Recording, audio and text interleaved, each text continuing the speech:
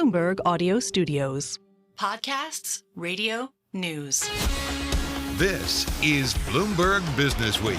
Insight from the reporters and editors who bring you America's most trusted business magazine, plus global business, finance, and tech news. The Bloomberg Businessweek podcast with Carol Massar and Tim Stenovec from Bloomberg Radio. As I mentioned, we are covering all angles of what Donald Trump returning to the White House means, what it means for the markets, the courts, for trade, for international alliances, and of course, for the climate too. Mark Gongloff, an editor at Bloomberg Opinion who writes about climate change, does not have great news, at least in his opinion. He writes that, quote, "For the climate, the best we can hope for is that the aftermath of the 2024 election will remain just short of catastrophic." Mark joins us here in the Bloomberg Interactive Brokers studio. So, Mark, where do we begin with the climate and a second Trump administration? Because I think we can kind of look to what he did in his first administration and what comments he's made since then. Not necessarily a priority for him. You could say that. To say the least, it's not a priority for him. In fact, he was actively hostile to it in his first term. And as far as we can tell, we have two things to go by. We have his first term, where he was actively hostile to it, pulled us out of the Paris Climate Accord, gutted environmental regulations, tried to put a bunch of climate deniers in the government, on and on. The Project 2025, this blueprint that the Heritage Foundation put together that he disavowed, but then it has been written by a lot of his former advisors, calls for doing that on steroids and privatizing the National Weather Service and doing a whole bunch of other stuff, drilling for oil and a whole bunch of stuff like that. So none of it looks great. On the other hand, there are some reasons for hope. So you've also written about how Americans clearly care about climate change, but then the second time in 3 different presidential elections, you've seen someone come in that's elected that obviously has different opposition towards that. What's the conundrum there? Why is there a divergence? Yeah, it's crazy.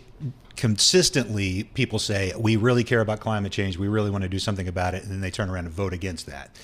It's a weird dichotomy that you've seen in this election and many others. People, inflation is an enormous problem, and that is something that affects people's daily lives. Climate is affecting their daily lives if there's a big hurricane, if there's a drought, if there's a wildfire, but that's not a constant drumbeat, how do I feed my kids? So I understand that if you're going to go to the polls and be mad about inflation, you're going to vote about inflation or the economy. The difficult thing we need to message is that this is an economic issue. Climate change is going to raise prices in the future and cause economic loss in the future. But it's causing those losses as we speak. Why do you think your insurance is more insurance expensive? rates are going, exactly. Building costs are going up. All these things are problems in the now, and so we have to express that message better. And that's one of the things about Trump taking over again and cutting off the U.S. government sort of activism in climate, is that we have to sort of take up that mantle ourselves. Well, you mentioned it's not hopeless, and I wonder about the people that he has around him right now. And that could change. We know how he was in his first term and what some of those folks are saying now about the former president and president-elect. But what about someone like Elon Musk being so close to him? Because he's, I think it's fair to say, done a lot for the transition to cars run on by electricity. It's such a weird thing. Yes, I mean, his fortune is based on Tesla, and one of the weird things, though, is that if you cut off the IRA, cut off the Inflation Reduction Act, and end subsidies for other electric car makers, suddenly Tesla is king of the hill without that many competitors. So there are some competing interests there. It is possible, though, that he could kind of bend Trump's ear on that, but I don't know if we can rely on that at this point. We may have to rely on state and local governments. Washington kept alive a carbon tax, a cap and trade scheme that they have there to help sort of like make carbon more expensive. That's a huge thing to help keep fossil fuel use down. Other state and local governments are doing that. And the other thing, the ironic thing, is that Trump has called climate change a Chinese hoax. If we stop subsidizing green tech production in the U.S., a lot of that business is going to go overseas, and a lot of it is going to be dominated by none other than China. It already is to some extent. They're making super cheap EVs, they're making super cheap solar panels, and they're spreading them around the world. And we risk missing, the U.S., when I say we, the U.S. risks missing out on that business and that ability, that manufacturing and those jobs that the IRA was starting to provide. And that's another reason to hope. A lot of those jobs are being created in Republican districts. And so a lot of Republican lawmakers are already saying, hey, maybe keep your hands off of this, please. So Project 2025, because there's a lot of discussion about this, it's unclear about everything that's in it, but how does climate change end up fitting into this specifically? Well, they really talk about the NOAA, which runs the National Weather Service and a bunch of other things. They talk about taking that, breaking it up, stripping it down. The National Weather Service, which provides, tons and tons of data, climate data. They want to they don't privatize that, but they want to commercialize it so that it sells all that stuff, sells all of its data to like AccuWeather, for example, which is like a private company. AccuWeather says it doesn't want any part of this, but it's of course saying that now because it wants to stay out of that. Who knows what's going to happen? But it wants to pull climate change out of the science that the National Weather Service and the NOAA perform, and that will be a huge loss for scientists here and all around the world. They'll have to scramble for other data sources, and it's just we all need to be rowing in the same direction. We've got 4 years in order to really close the window. We've got a window of 4 years to cut fossil fuel emissions down enough to keep warming to the window that we've all said we want, like 2 degrees Celsius or less. Everybody needs to be rowing in the same direction to make that happen. If the U.S. pulls its data out of that fight, its powers out of that fight, then it doesn't help anybody. I'm wondering where markets come in here, Mark, because we mentioned the rising cost of insurance, and I don't know if you've been on since I found this out about a friend of mine, but apparently he can't sell his condo in Florida because it keeps flooding. There are insurance issues, and to me that sounds like the market is kind of taking care of this. Yeah. It's anecdotal, but you are seeing some issues, especially with some other regulations in Florida related to the collapse of that building in Surfside a few years ago that are making it really difficult to sell real estate in certain areas. Yeah. Donald Trump's a real estate guy. Yeah. Like, is that message, and in Florida, like, is that message going to get to him that, okay, this is an issue because it is affecting the cost of housing and he wants to bring that down? I don't know what messages will get to him, but I do think, because who knows what, but messages will get to politicians in Florida. I mean, they already see that the real estate market is having problems, especially in the coastal areas. Insurance rates are going up. So that is going to be a big market. And you can see that in other parts of California, wildfire-prone areas in California, flood-prone places in Louisiana and Texas. It's going to be an issue all around the country, not just in Florida, and it will be an economic issue. On the other hand, I guess if you pull away government support and subsidies for clean tech, then that becomes another sort of the countervailing market thing. We're already seeing hedge funds making a bunch of money by betting against clean tech this week. Is that going to keep going if the U.S. government pulls its stops away? Will VCs keep putting money into that stuff? So that's another market wrinkle that we have to think about. We've talked a lot broadly about the U.S. government, but what about when it comes to local government and what they can do for those types of policies or initiatives when it comes to climate change? Yeah, there's so much that they can do. Nashville and Columbus, Ohio, both passed mass transit bills this week. And other those are two states that voted for Trump, by the way. Exactly. Ohio and Tennessee, those are deep red states, but their local governments in these two towns passed mass transit bills. Washington, as I mentioned, passed this cap and trade bill. So there are lots of things going on. But then at the same time, again, it's difficult because I think with South Dakota voted against a pipeline that would pipe carbon dioxide. So if you have these carbon capture. Another big thing we're going to need maybe is carbon capture and storage, which we go on about how effective that is. But if you have that, you want to pipe that carbon to other places. South Dakota said, no, we don't want that pipeline in our backyard. And so it is a fight, but local governments can do a lot. California, the state of California has done so much to affect the entire U.S. auto industry with its environmental regulations, and so states can have that kind of power. I'm going to throw a curveball at you, Mark, but we talked Elon Musk. What about someone like RFK Jr., who has a history in environmentalism? Yeah. Again, I don't know RFK Jr., Elon Musk, Donald Trump. These are people who have brains that are more complicated than I fully understand. So I don't know maybe how those three will work together. It is possible that he could also have some sort of an influence on Trump. He already has had an influence on Trump, helped Trump get elected. Trump feels like maybe he owes him something, and so he may be more willing to listen to an environmental pitch from him. Who knows? It does seem like his focus has been less about the environment in the last few years, and much more about health. Health and FDA and pharma companies. Vaccines. Yeah, well, we certainly do live in interesting times, Mark Gongloff. We are grateful to have you writing about it. Mark is an editor at Bloomberg Opinion. He writes about climate change. Check out his columns and more on the Bloomberg Terminal, OPIN Go, and at bloomberg.com/opinion. You're listening to the Bloomberg Businessweek podcast. Catch us live weekday afternoons from 2 to 5 p.m. Eastern. Listen on Apple CarPlay and Android Auto with the Bloomberg Business app. Or watch us live on YouTube.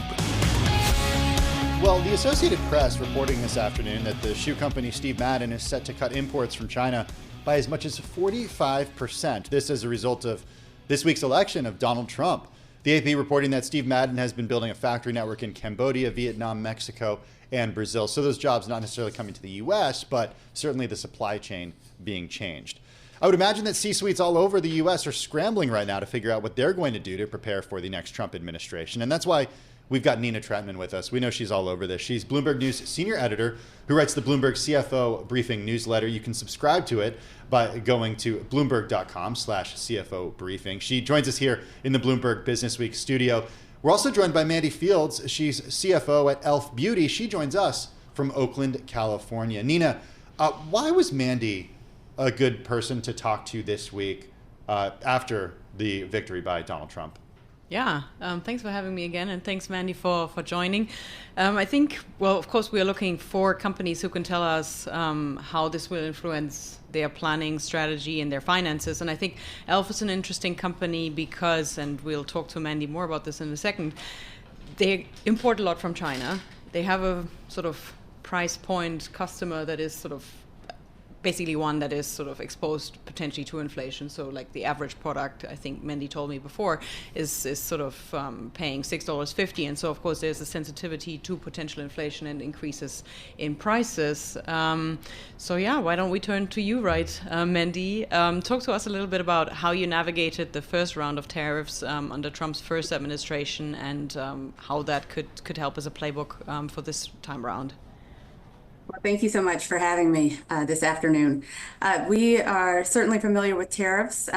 We were impacted by tariffs back in 2019, and we experienced them at about a 25% level on the majority of our product that we import from China. And at that time, we had a couple different tools in our toolkit to help offset the impact of tariffs. We had cost savings and concessions with our suppliers. We saw the foreign exchange rate between the U.S. and the Chinese yuan move into our favor.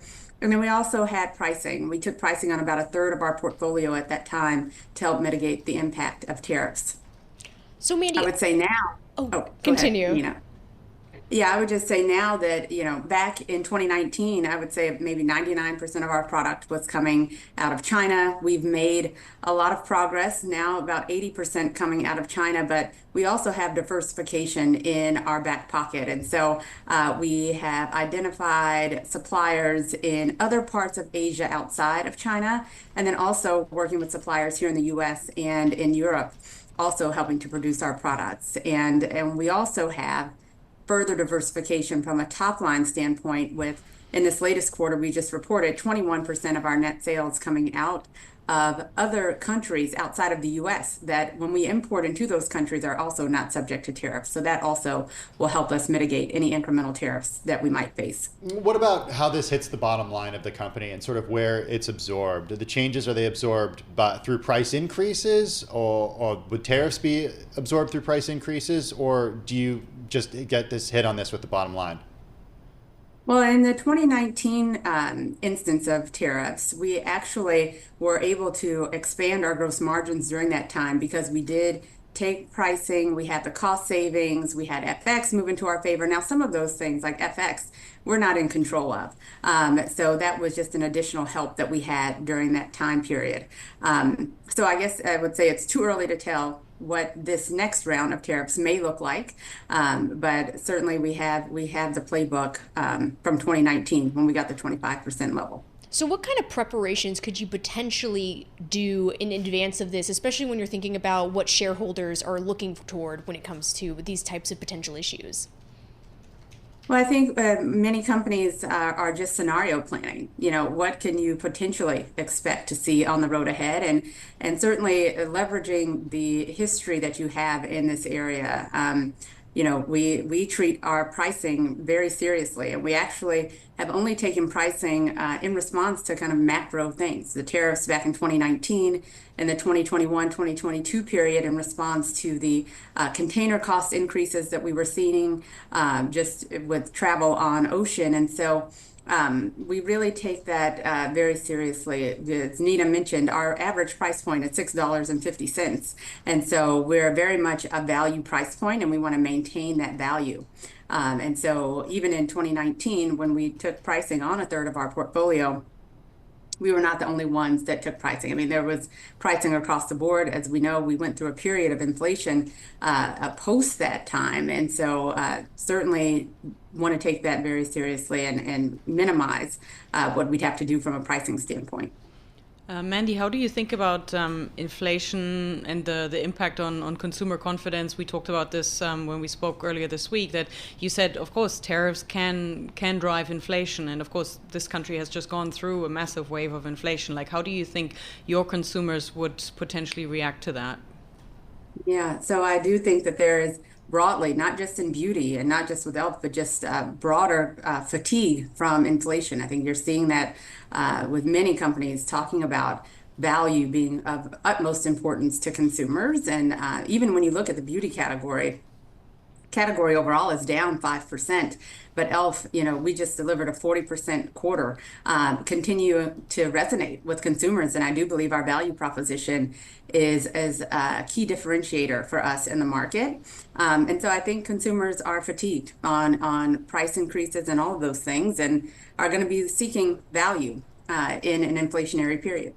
Yeah, I think that for a lot of people who are looking at sort of a postmortem of the election, they would certainly agree with that, and voters certainly voted expressing that, it seems like. I'm wondering about other policies that within a new Trump administration that you've got your eye on, apart from tariffs. I mean, what does a second Trump administration mean for e.l.f. Beauty? Well, I think irrespective of who is in office, we're really focused on what we can control. And we know that our investors, our employees, everyone is focused on what we're able to do from a net sales growth standpoint, what we're able to do from an EBITDA expansion standpoint, and really continuing to build market share in this environment. Those are the things that we can control and are focused on at this time. We only have about 30 seconds left, but how do you view the trajectory when it comes to the debate around what could happen with corporate taxes? Yeah, I would say that, we have been more focused on the tariff impact because we do know that that is a bigger potential for us to have to scenario plan against. From a corporate tax standpoint, I think a little bit of less of an issue for us. We're pretty vanilla when it comes from a tax basis, and so have not been as focused or see that as much of an issue for us as we look out. All right, Mandy Fields, the CFO at e.l.f. Beauty, joining us from Oakland, California. Also here, Bloomberg News senior editor Nina Trentmann. She writes the Bloomberg CFO Briefing newsletter. You can sign up for that at bloomberg.com/CFO Briefing. You're listening to the Bloomberg Businessweek podcast. Listen live each weekday starting at 2 p.m. Eastern on Apple CarPlay and Android Auto with the Bloomberg Business app. You can also listen live on Amazon Alexa from our flagship New York station. Just say, Alexa, play Bloomberg 1130. Of course, so much discussion, especially on the back of that Federal Reserve decision, as widely expected, obviously, yesterday, where the Fed did cut rates by a quarter point here. But some other bright spots that we might look more broadly in the economy. The worst period of stress for underlying credit borrowers is actually behind investors, and the beginnings of a more constructive credit cycle are showing signs of becoming clear, according to Kroll Bond Ratings Agency, who ended up analyzing the 3 most recent years of data for 1,500 companies. But of course, I have to point out that there's still a problem, even as interest rates have fallen in recent months, because many Americans are still feeling the strain of higher borrowing costs from everything from mortgages to credit card rates. So who better to walk us through the dynamics here? Bill Cox, global head of corporate financial and government ratings at the bond rating firm KBRA, joining us from Bucks County, Pennsylvania, to discuss why rate cuts will help most, but not all borrowers. You know what, Bill? I was actually looking at the latest Freddie Mac data when you're looking at fixed mortgage rates, whether you're looking at at the 30 or the 15-year. I mean, the 30-year right now, it's around 6.8% in the latest weeks of data. The 15-year is around 6%. I know we saw it come down just marginally in recent months, but now they're back higher. Kind of set the scene here on the back of the Federal Reserve decision and sort of the conundrum here we're seeing more broadly when it comes to borrowing costs from mortgages, credit cards, auto loans, and all of the things above.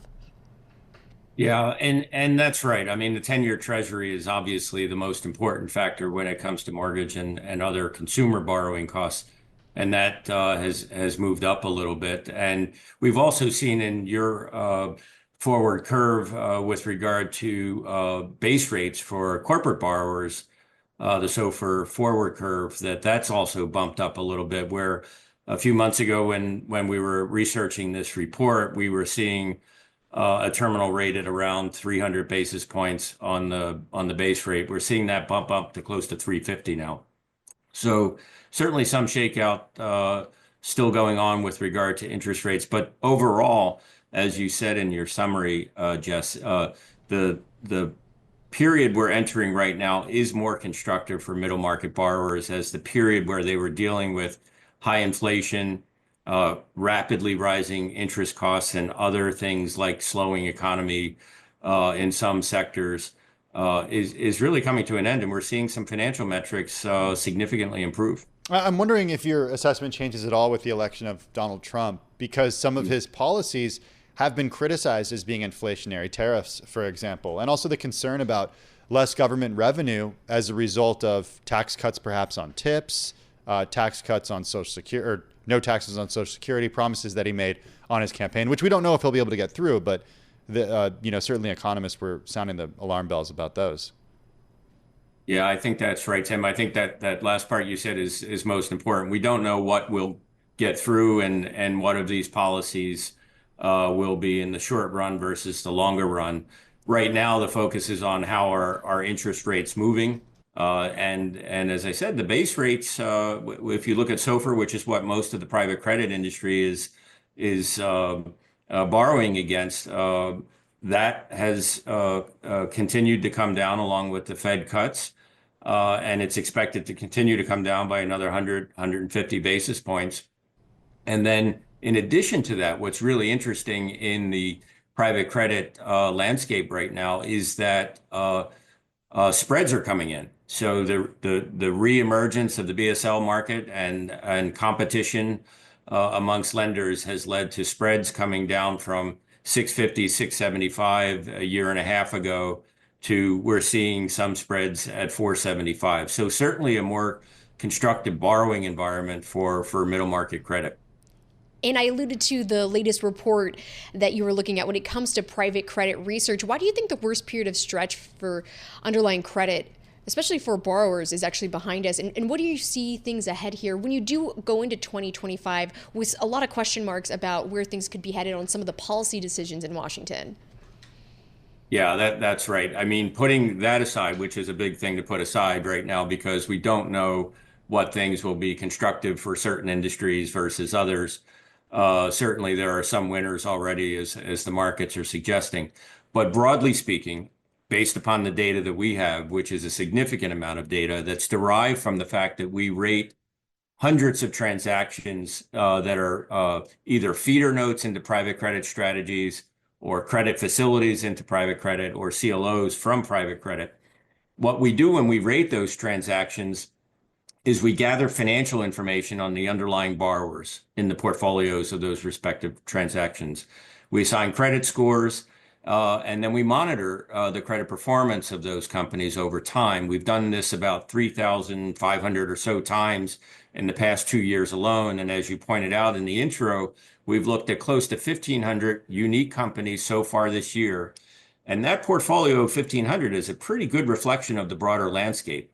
It includes companies in size that revenues are above 700 million, all the way down to companies that are 60 million and below. Those are the upper and lower quartile. And it's also a pretty diverse group from the perspective of industries, which is very similar to what we understand the broader landscape of private credit to be. And what we're seeing in that portfolio, in the research that we did just launched this week, was First, we were trying to figure out why we are seeing so many fewer defaults than we would have expected, given the rapid rise in rates and the other headwinds that especially highly leveraged borrowers were facing. And what we discovered was surprising. I think you all have reported and we've all read and we've seen in the portfolio an increased instance of interest deferrals and other sorts of restructurings and accommodations that some lenders and sponsors have made for some companies under stress. But what we found is that the drivers of the relatively lower default rates are actually revenue growth, which has been really robust. In fact, 19% compounded annually in the past 3 periods, and EBITDA growth in this portfolio of 33% annually. That is tremendous growth. And it speaks to the resilience of these companies and the business models on average. Again, there are exceptions out there, and we could talk about them in a second. But what we found particularly remarkable is that 40% of the companies actually saw their interest coverage ratios improve despite the rapid rise in interest costs. We are out of time, but you got to come back and join us to talk about some of those companies. Bill Cox, Global Head of Corporate Financial and Government Ratings at the bond rating firm KBRA.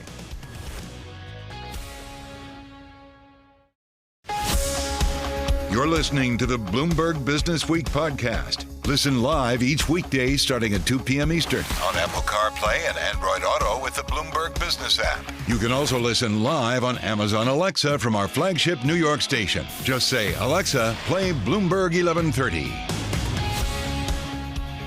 I'm driving in my car.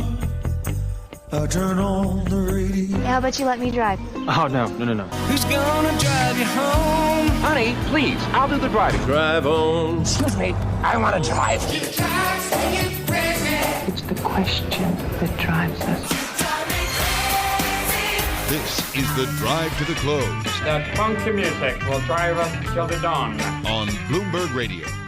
Jess, Menton, and Tim Stenovec here in the Bloomberg Interactive Broker Studio. We have a little less than 20 minutes to go ahead of the closing bell, but of course, as we've been mentioning, the S&P 500 as well as the Nasdaq 100 on pace for their best weeks of the year. Obviously, a busy week when you had the U.S. presidential election. Obviously, busy a Federal Reserve decision, that looming 13F deadline. Of course, another flurry of corporate earnings. But to walk us through sort of the week that was, who better to have with us? Jim Worden, CIO at the Wealth Consulting Group, here in the Bloomberg Interactive Broker Studio with us.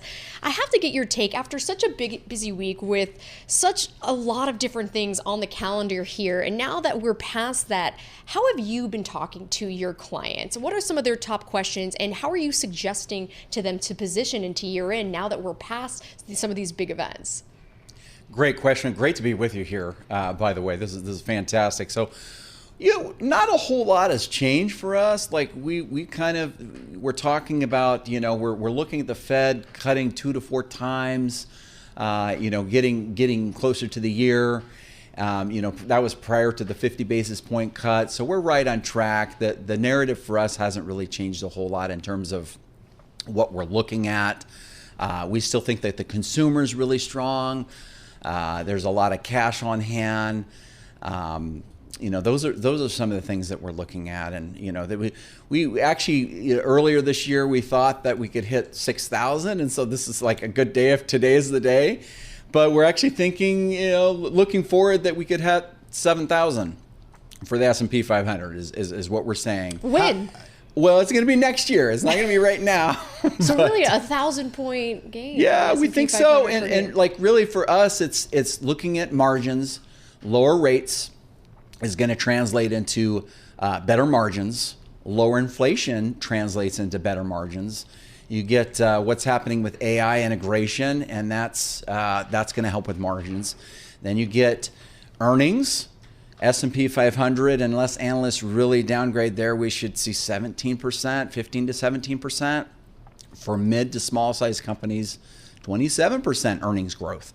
So those are good numbers. Obviously, we could see some analyst downgrades there, but those are good numbers. And then you see just, the $6.5 trillion of cash. You got $1 trillion potential in buybacks going into next year. And then there's the healthy consumer and calmer markets, by the way, too, because when volatility comes down, a lot of these systematic trading strategies start getting back in. Okay, that said, you also argue that there should be some caution due to what you're seeing in the bond market. So we're looking at that, and like we think it's going to be a little bit range bound until the markets really figure out what are we going to do with Trump, and where is this going to go with tariffs, where is it going to go with immigration. There is some concerns, I would say, for sure, with the bond market about inflation or reflation, and so that's something we're looking at. Are those fears warranted? I think partially they are. But at the same time, I'm talking to bond managers, large bond managers that are saying, hey, if it gets to this rate, we're going to start buying more. So I think there's you certainly have some headwinds, but you also have some tailwinds that would make rates go higher or lower. So with the yield story, at what point does that put a lid on potential gains more broadly in the U.S. stocks? If you just look at the 10-year where it was trading mid-September around 3.6, right now it's around 4.3, had reached above actually 4.4. So that's, right now it's over 70 basis point move in such a short amount of time. Obviously there's a lot of factors that went into that. But at what point, if we see the high of this year around 4.7, could that be something that could put a lid on gains more broadly for stocks? I think, the closer we get to 5, that is not going to be good for stocks, especially small cap stocks. We've kind of been saying that. I think what really changed here is that you had all this concern about a recession and, are we going to have one? And rates came down. A lot of the bond managers were saying it's a hard landing. We've been saying for a while it's likely going to be a soft landing, and now I think we're still going to see that. But there's some people now that may be saying like, oh well, Fed fund futures are factoring in too many rate cuts. And honestly, I don't have a crystal ball, but I would say that it's not out of the woods for the Fed to say, hey, look, we've cut a little bit. Let's pause. And then we can cut some more if needed. What would you say to folks out there who say, wow, stocks look pretty expensive by historical standards right now? Yeah, they do. They do. So how do you put new money to work? Well, no, we are. We think there's some good names out there. But like some names are expensive. And this is not a 2021 market where everything goes up and that got really, really frothy. We have to be a lot more selective here. I want to ask you more about that because when you're looking more specifically at valuations in the terminal, you can look at the blended forecast for the S&P 500. When Trump first took office during his inauguration day in early 2017, if you looked at that forecast for the valuations for the S&P 500, it was around 17. Right now, it's close to about 22, 23. And obviously, the economy is very different. Inflation is very different than it was at that time. How do you position for that? And when you have the S&P 500 up over 50% over the past 2 years, if you think back to what the markets were doing in 2015, early 2016, which obviously we had Brexit in the middle of that year, how do you position on that when you had a big rally the last couple of years and during that point, the economy, the stock market was in a very different place? Sure. There's fantastic questions. And so for us, we still like technology. We've pared back because things were getting a little bit too stretched. But we see that there's opportunities in industrials and financials, real estate. Some of these were really beaten up in 2022 and part of 2023. Consumer staples is one area that we like. And so I think our focus really right now is finding quality and it's quality growth. So if we find companies that are growing 30, 40, 50%, and maybe they have a high valuation, we're okay with that. But obviously we want to know, like, where is their growth going to be the year after next and the year after that? Where do you want to stay away from? So there's more that we like than that we don't like, but I would say it's the commercial office real estate, small regional banks. We're steering clear of those for now. And I know some of these have kind of gotten a bounce here, but those are areas we just don't, we're not trying to time some of those positions. We want to find the intersection of good quality and, if possible, value and momentum. All right, Jim, appreciate you joining us today. I'm just trying to pull up what the regional banks are doing today. Jim Worden, CIO at the Wealth Consulting Group, joining us here in the Bloomberg Interactive Brokers studio. This is the Bloomberg Businessweek podcast, available on Apple, Spotify, and anywhere else you get your podcasts. Listen live weekday afternoons from 2 to 5 p.m. Eastern on Bloomberg.com, the iHeartRadio app, TuneIn, and the Bloomberg Business app. You can also watch us live every weekday on YouTube and always on the Bloomberg Terminal.